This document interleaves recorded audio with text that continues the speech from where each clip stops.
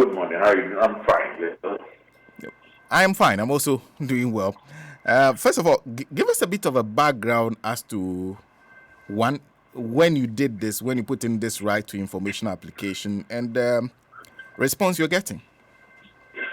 So the idea came about in the context of the time when Eugene Arhin had gone on to build a police station, invited the Inspector General of Police to be involved in this commission.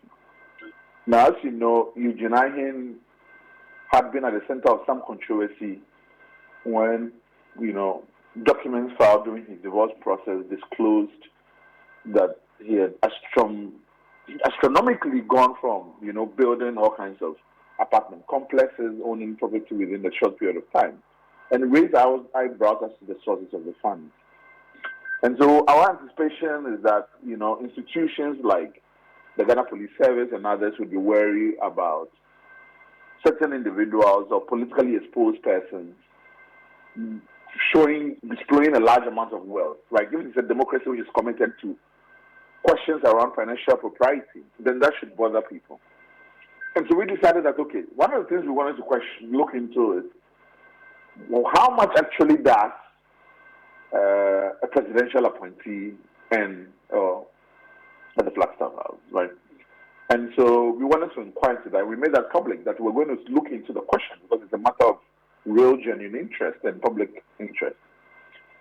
And when we're getting to it, we picked up the list of appointees at Jubilee House and noticed these very weird appointments, right? Like somebody in charge of church relations, somebody in charge of youth ambassador, and things like that. And we said, okay, let's expand the scope because it's actually interesting to us that there are very people like this who are presumably on government public payroll, and the nature of the roles and what they perform is quite ambiguous, right? And so that's why we decided to do it. Now, what is interesting about this is that at the same time that the government was telling us that the information regarding the public salary paid to public officials for performing public functions was their personal matter. The same government was disclosing information to government communicators regarding end of service benefits paid to the former president and his staff. While they were using this information, you remember Abronya and Co. And this is one of the biggest challenges we have had, like with the Right to Information Framework, where the government and its, affiliated persons are only interested in disclosing information that presumably make the government look good, or that they can use to go after political opponents. And I think that is the canker or evil at the heart of democracy in this sense, where there's every attempt to protect government persons. And we saw the same thing play out when Poladumochi was allowed certain information from the Council of State to character assassinate Abu Afede. But then every other institution that goes to the Council of State to request the same information, they refuse to give it. In fact, Poladumochi received the information in less than 48 hours. And that is kind of the source of what we as the country have continued to focus on questions around the right to information and disclosure of public information, the citizens' right to know what their elected officials are doing. And we continue to face significant roadblocks in that regard. So as we speak, the response from listening to you is that this personal information. Yeah, so that's the position you're taking. That we are concerned that even when you look at, the emoluments of persons under Article 71, the whole report of the commission is published from time to time, and this generates a large debate as to what we are paying Article 71 holders. You can pick up the report and know what the president earns, what the minister earns, what the speaker of parliament earns. The idea then that what is paid as salaries, emoluments to Eugene Arhin in his role as director of communications, to Jake Bediakun as youth ambassador, to a couple of more reverends as church relations managers and others, is personal information is incredulous, right? We are not asking the government to tell us how much money is in their bank account. We want to know how much it costs the taxpayer to employ persons in these roles.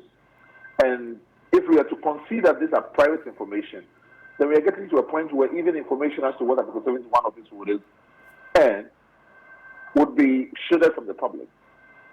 And so what we have done now is to go again according to the Act. You're supposed to appeal the information. So the first round of request goes to the information officer at the presidency. And when that request is denied, you ask for a review from the president, who is the head of the institution. So we've asked the president to review the decision and to disclose the information appropriately. If he fails to do that, and I must say this is a real likelihood because of other organizations like ourselves who are interested in the right information, like the Fourth Estate, have also noted that the presidency is the biggest breacher of the right to information law. So we anticipate that it's more likely to happen. Then we have to turn to the Right to Information Commission to arbitrate this. And if they fail to do that, in all likelihood, the presidency will be fined.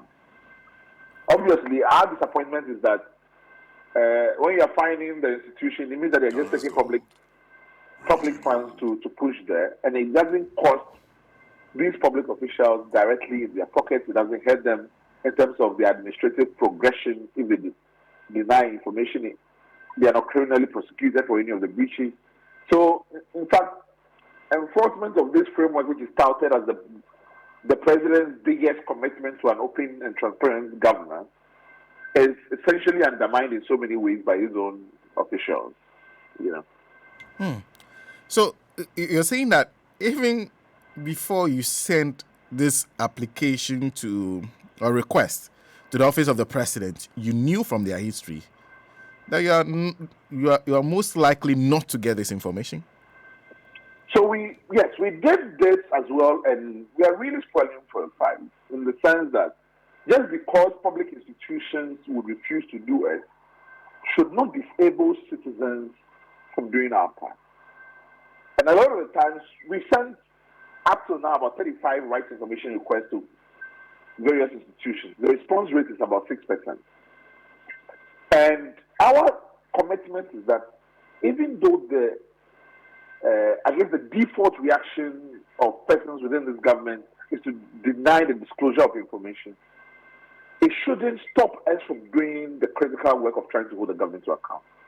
And every time they deny it, we are building a case lock against them, which our hope is be able to litigate. Now, in a proper democracy, I'll be saying litigate this with enthusiasm, because you find a court system which is quite interested in the disclosure of information and the role itself in holding democracy to account. I don't want to echo the former president on this, but the judiciary hasn't inspired confidence in a while. And hopefully at some point when it begins to do, and it begins to identify itself as a real player in our democracy, we can use this as a mechanism to continue to push the institutions. But we must always be ready. And that is the role we are continuing to tell ourselves. In fact, in so many things where we have hit roadblocks, it hasn't stopped us from going forward, but continuing to show more evidence to the Ghanaian public about how disinterested these people are in preserving our democratic culture. So this is, you anticipate that this will most likely end up in court. So you are preparing for the fact that even this review will fail and you head to the courts. Yeah. And this is not the only matter as well we are preparing for. You remember when Caleb Kuda, a fellow journalist, was assaulted on the premises of the national security? We've asked for tapes of the incidents. We've asked for evidence of the report that was established at the meeting that which the Administration of National Security has ignored for well over 1 year.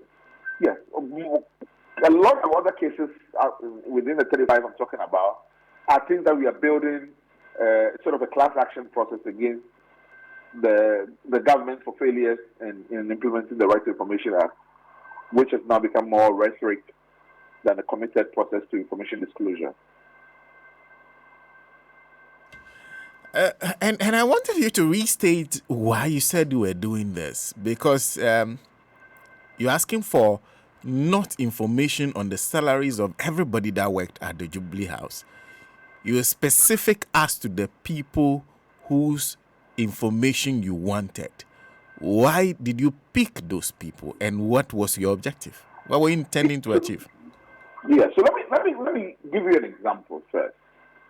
You remember when Charles Bissiou at the presidency was caught on camera accepting bribes in this Galante fight, which was presumably the president was taking his entire presidency on? Nothing happened. Well, we are not an investigative body. The president said he was going to institutionalize an arts principle. In fact, we would have hoped that all these agencies would start probing his finances and start digging into, his sources of funding beyond his salary to demonstrate corruption. In fact, other countries like even Sierra Leone, with the help of Justice Atuguba, who retired from our Supreme Court and served as a commissioner in Sierra Leone, where the way in which they are dealing with the corruption issue is for people to come forward and defend and explain well. So if you're able to explain the sources of funding, all the funds you have, we can be able to map out what your salary is. And then you have to demonstrate all your legitimate sources of income. And if it doesn't match up to money you have in your bank account and to properties you've accumulated, there's a strong indication that this is illegally acquired property, right? We're not seeing that done. We are not seeing this interest in actually being aggressive about the corruption canker. So we saw one individual, Eugene Arhin, who now is building almost everything and nothing in Ewutu Senya, building hospitals and all kinds of things. And we're wondering, is he doing this on public salary, right? Like, I have been a public servant before. I was earning less than 1,000 Ghana cedis. So it kind of raises eyebrows to how much exactly are people earning on the presidency, on the one hand. But also in the context of Eugene Arhin's divorce petition process, information disclosed, and this is a matter of public record, which was filed in court by the estranged wife, showed that this gentleman, within the period after this government was elected, went from renting houses to building apartment blocks across the entire city. And it's so strange that, again, the biggest believe that how much are people earning at the presidency? And at the very least, you could say that if all of this is coming from salary income, then we have to have a conversation about income disparities in a country where so many other people cannot afford their livelihoods, and people can build mansions upon mansions based on their salary. So what we wanted to do is that, okay, let us then ask, if this is public information, let us ask, how much does the Director of Communications at the presidency earn? And this is salaries, allowances, privileges, and facilities, which are made available under the Office of the President's Act. And that's what we decided to do. But then we picked up the list of officers at the presidency, which was disclosed to Parliament, and we saw strange positions as well on the list. And so we expanded the scope of our inquiry to see on the average, how much does a church relations manager at the presidency earn, and is paid by the taxpayer. So that's the context in which we became interested in the formation, and why we asked for this information to disclose, because we think that it leads to healthy conversations around reform of the 71 structure, reform of income and salary inequities that exist between the haves and have-nots in this country. Particularly at the time when the government is insisting that we have to tighten our belts, it has to be shown how much of people around them are in fact tightening their own belt. So that's the context why we became interested in requesting for the information. In setting a benchmark to show Ghanaians that you can be able to work in the public office and see how much your government is using your taxpayers' money to pay its affiliates and cronies. Now, there's something strange about this. In fact, I had an entry tease with the former Auditor General, Daniel Yaudomeluvo, who reached out when the information had been denied and said, in fact, in the 90s, it was a matter of public policy to disclose how much political and public officers were earning, and that this was publicly available information. And at some time over the period, the practice has been stopped, and he found it very strange.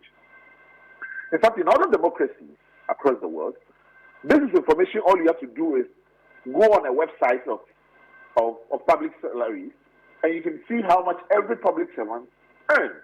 It's not about information it's kept from the public. And I think that this is information that we have to be interested in as well. On the matter of church relations, youth ambassador, diaspora church mobilization officers, it looks like it was just out of pure fascination. No, it is really, really strange, right? Like, hopefully we are not the only people who saw these roles. They were like all these people are paid by the taxpayers. Church relations manager and the diaspora. It's really strange, particularly as well when you can say without mincing words that we are at a crisis point with youth in this country. We are their most jobless rate. Like unemployment is at its highest ever levels. The despondency levels among the youth is at its highest level. The number of young people who have become less interested in this democracy because it's not solving their problems and it's creating economic anxieties for them is at this highest level.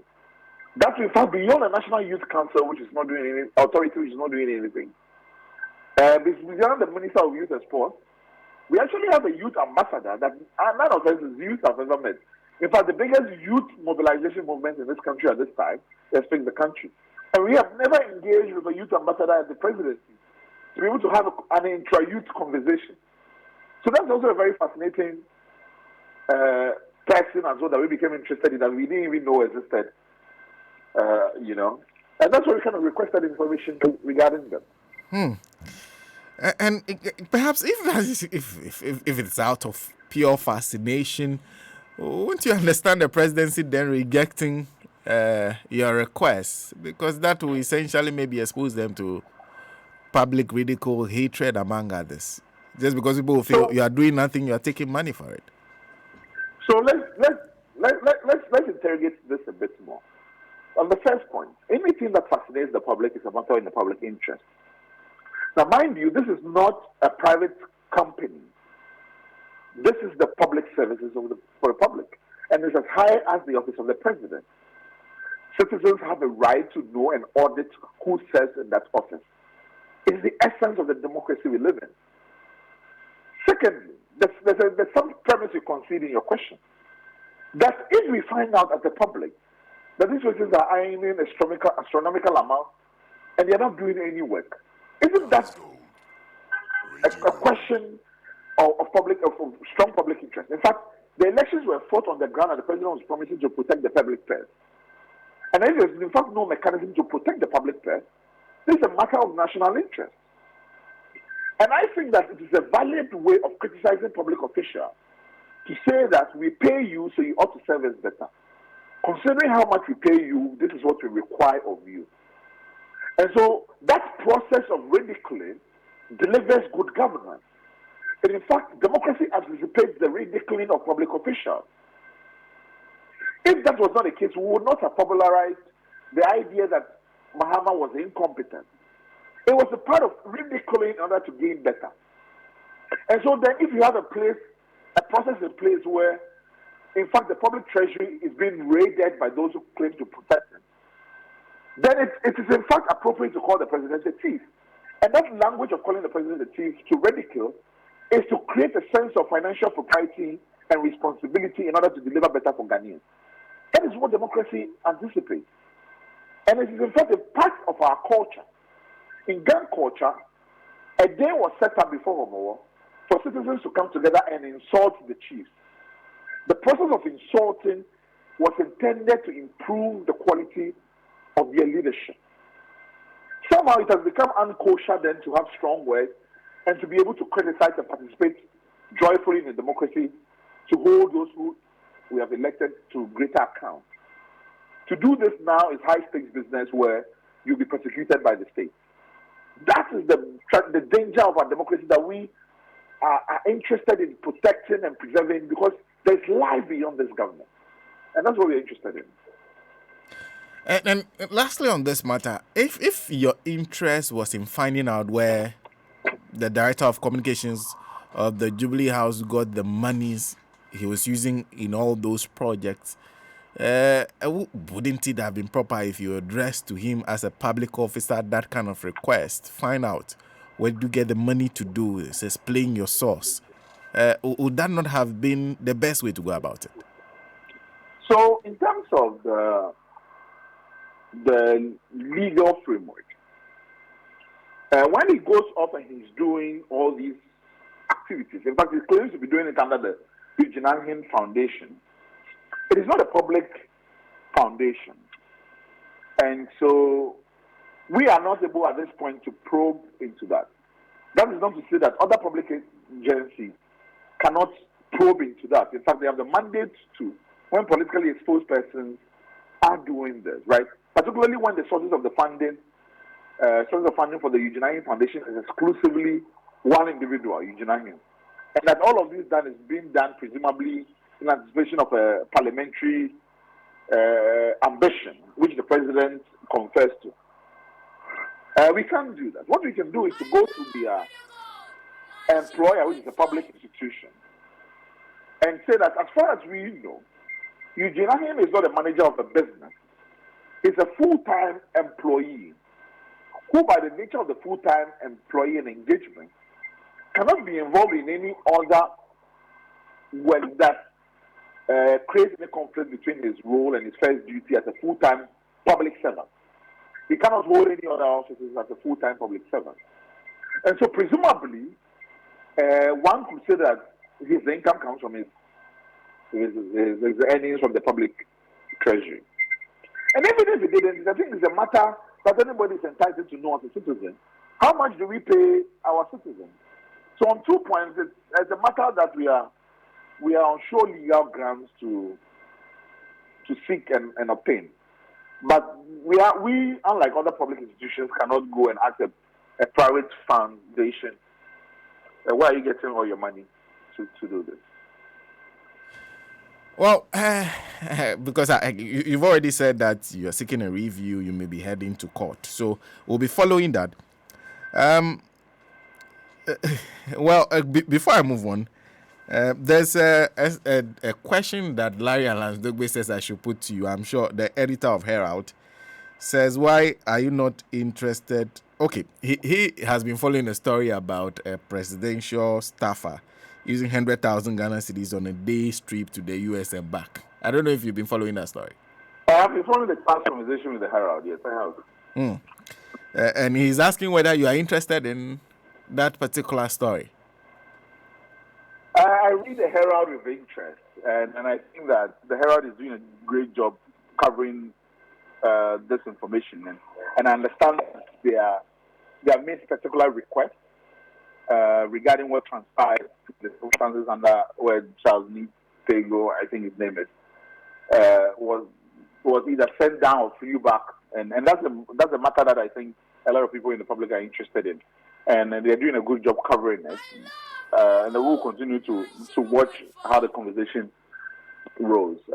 I personally have had certain encounters with that individual in question.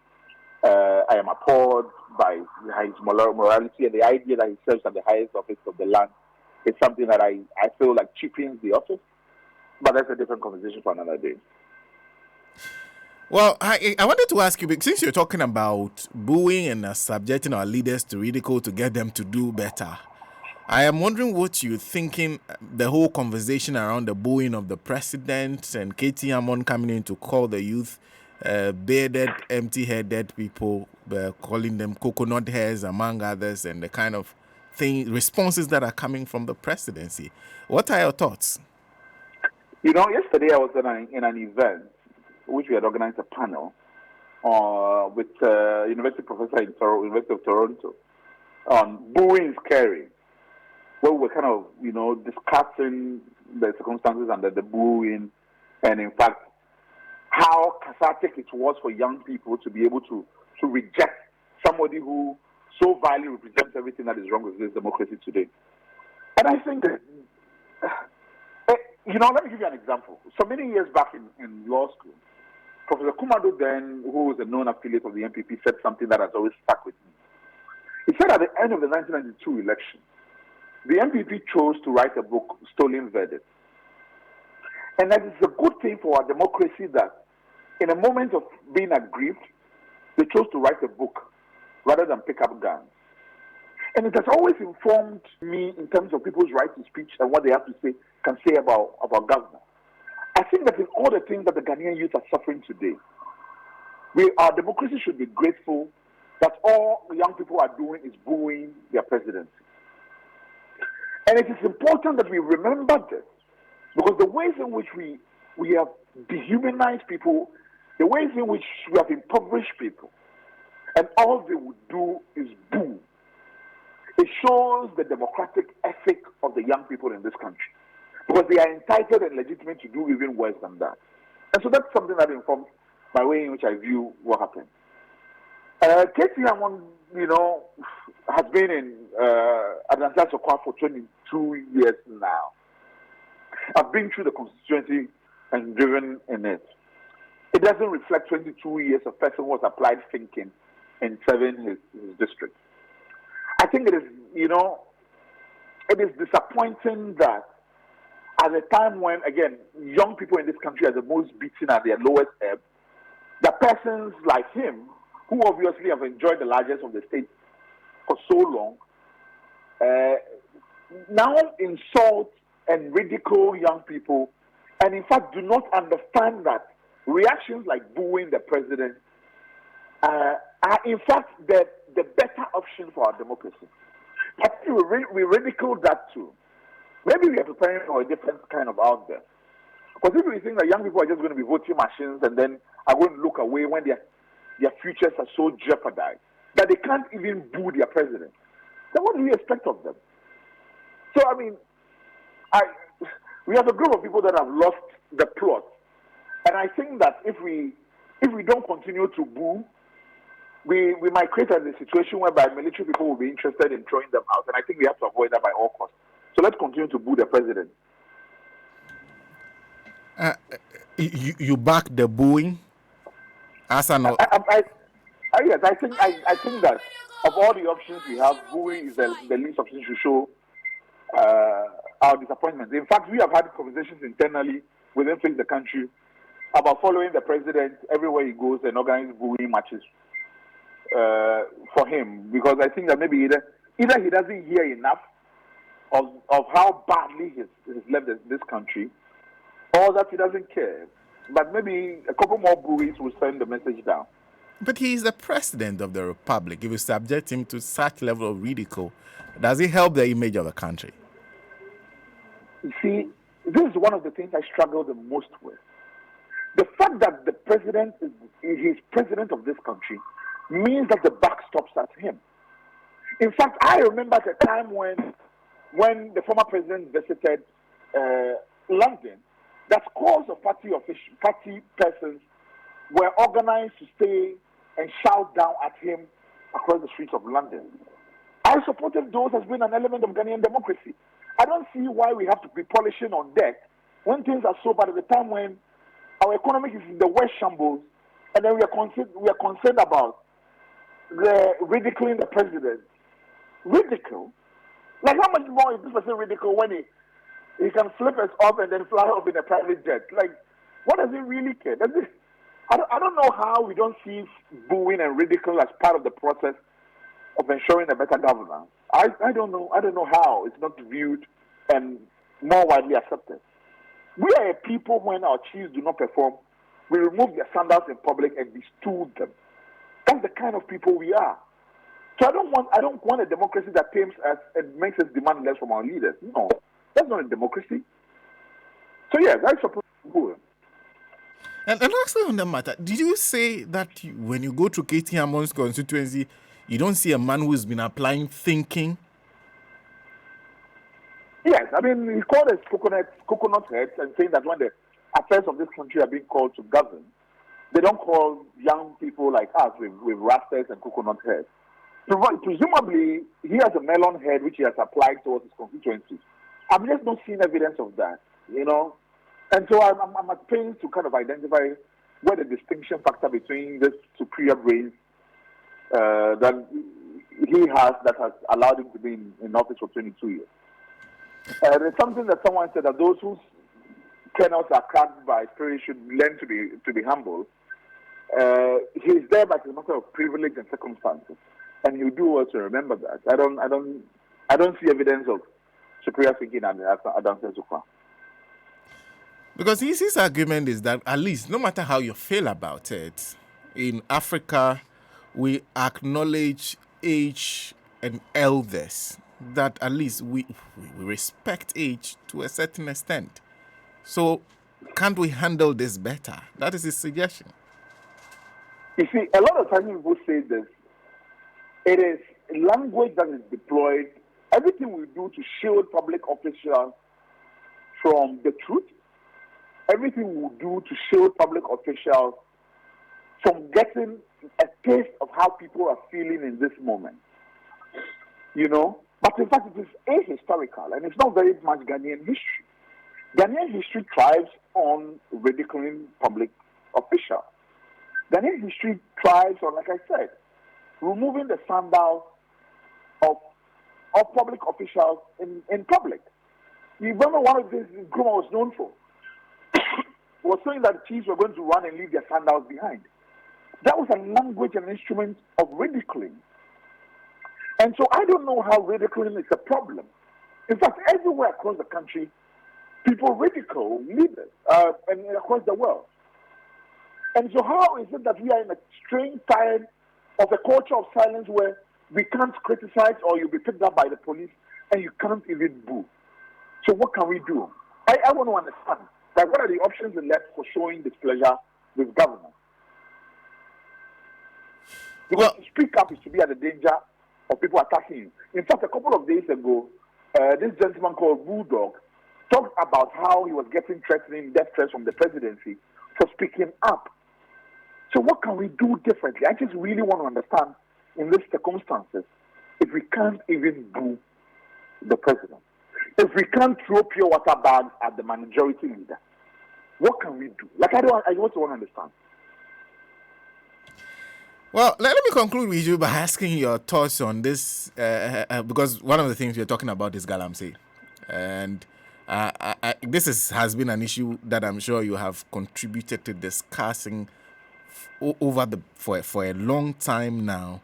Now we are talking about evidence that the Ashanti regional chairman of the New Patriotic Party has a mining company that is actively mining a forest reserve. The Ministry of Lands and Natural Resources says he has no mineral right to. What do you make of this development, and does it surprise you at all?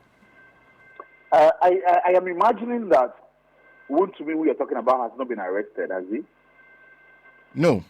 I am imagining that the Deputy Minister of Lands and Natural Resources, who, when we went to the Western region to do our demonstration, were told of the large Galamsey concessions that they had, and the people were being massively with guns across board, that these issues were public information, that none of them have been properly investigated.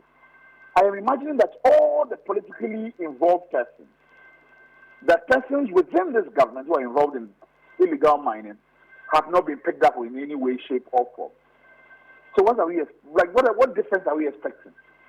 Like, sometimes I have had it up to here with the level of public dishonesty and the same ignorance we play as if we don't know the people who are involved in Galamsey and illegal mining across the country. Wontumi is mining a forest reserve. Sir John sold and divided up forest reserves for himself. The president decided to declassify forest reserves so they can share the Chimota forest. All these things point to the same thing. But then again, we kind of pretend like we don't know what the problem is. In fact, yesterday, I was almost blowing the casket because I saw that Occupy Ghana has released a statement saying that what we need to do is that we need to declare a state of emergency under Article 31 of the Constitution to deal with Galamsey. And for those who are not initiated, Article 31 is suspension of human rights so that we fight Galamsey. Now, at which point, tell me, in this fight against Galamsey, has anybody said that our human rights is the reason why we are not able to fight Galamsey? In fact, it's the unenforcement of laws. So to call for the suspension of our laws that protect humans and environment as a way to fund galamsey is even laughable to me. So we are going about the bush, refusing to identify where the main problem is. That there's a real issue of state capture. That individuals are acting with so much impunity. Persons in government are acting with impunity. And that the entire galamsey fight depends on the government and its officials cleaning up their act. That you have an Attorney General's department that is doing nothing regarding its own persons within the party who are involved in destroying our environment. That persons connected to the security agencies are involved in bringing in Chinese people. That even when we arrest Aisha Huang, we allow her to go and come and deceive the public and create a charade of it. If our entire government is based on PR, what do we think the results are going to be? So the entire galamsey fight, it comes down to the president acting when they need to act. But the mantra is that party is and that they have identified this illegal mining and destroying our environment as the way in which they will compete in the elections and finance the electoral ambition. And so our environment is going to be destroyed. So the people have enough because our institutions clearly do not care. So the only way out is that to stop stealing, the thieves have to stop stealing. And if the thieves are in hold or captured the state, I don't know what else we're going to change it. So we can continue to mince words, divert attention, do this and all of that. It is not going to prick conscience because I have never seen criminals voluntarily give up their act unless the state becomes interested in going after criminal behavior. So that's my thoughts on that. Unless the state becomes interested in going after this behavior which you describe as criminal. And how will that happen when you are also suggesting that the same state players that are behind this? And what are the alternatives towards the citizens, perhaps, who are looking at the damage to our environment and are angry? You know, all across the world, when the state has been captured by cronies and criminals who have infected the ruling government, the citizens have found ways to unravel the state from the hold of criminality. And they have done that so many ways and so many democratic ways. And I'm hoping and I'm continuing to hope that what Nkrumah talked about, the Ghanaian people not being timid and coward, and that they will reach a boiling point. Maybe they were going to get there. I'm waiting to see it. But the power lies, as we always say, that the power lies with the people. And the people can exercise that power in so many ways to be able to do that democratically. And my hope is that they find a way to do that. That's the only way out of this situation. Because if there's nothing pricking them and stopping them, and that we cannot find, Abraham, Sodom, and Gomorrah, even 10 honest men to be able to save our republic, then we are heading for the Sodom and Gomorrah fire. Until something critical is done, whether that waits to 2024 or that is before, I think it comes to a question as to how much we want to save this republic from further dismay and catastrophe. Mr. Barker Vormawor, thank you very much for speaking to us. I appreciate the time. Oliver Barker Vormawor is convener of #FixTheCountry, joining us for a conversation this morning, 18 minutes past 8.